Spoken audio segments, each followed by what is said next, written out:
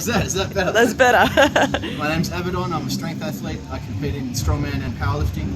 I've been doing that since 2012. I competed in the Amateur National Strongman Championships in Queensland 2012. I did Australia's Strongest Man in 2014.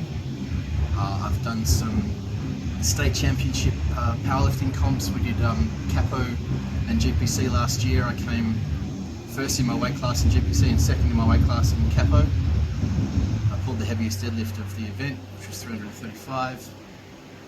That's probably my favourite lift. And in that time I've had numerous injuries. My knees are a constant problem. I've had most of the cartilage removed from my right shoulder. I've got 2 Kevlar screws in my humerus. I've recently had a bunch of tears to my supra and infraspinatus in my left shoulder and some bursitis, so I've been rehabbing that.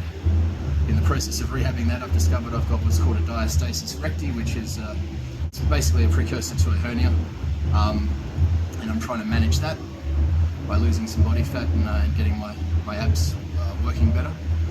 I've got an impinged nerve in my left lower lumbar. I've got sleep apnea from the muscle mass constricting my airflow when I sleep. That's about it that I can think of right now.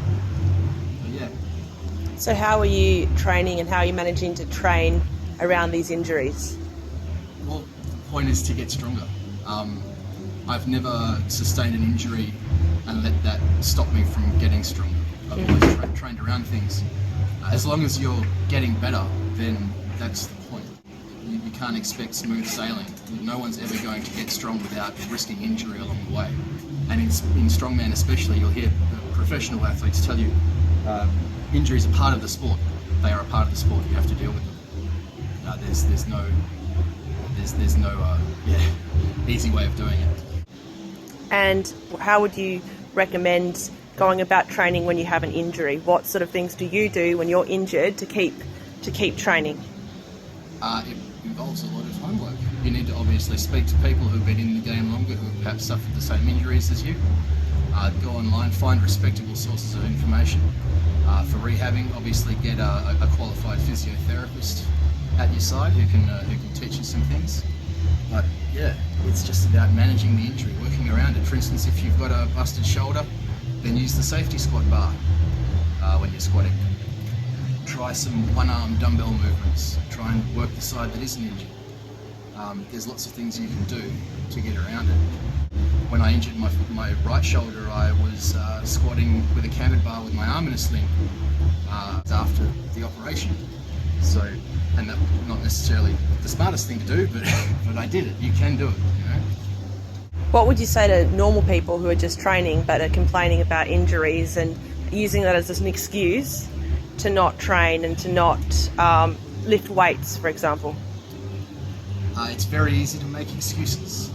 I've always got plenty of excuses in the back of my head that I can trot out for those occasions I may not want to train, but I do so anyway. I think that the cliche is whether you think you can or you think you can't, you're right. Either way, it's completely up to you. If you want to be stronger, then you'll put in the effort and you won't make excuses. And if you want to stay weak, then you'll stay weak. Yeah, look, I've only been doing this 6 years. As an example, I am not a career athlete. I was definitely not a sports person in school. I came to this sport, I started exercising from the age of 30. I turned 36 this year. So the achievements that I've had in the sports that I've done and the injuries I've sustained have all occurred over that same 5-6 year time frame. So it's never too late to start, I guess is what I'm trying to say. You don't have to be a career athlete, you don't have to have the best genetics or 20 years of experience to be really strong. You just need to apply yourself.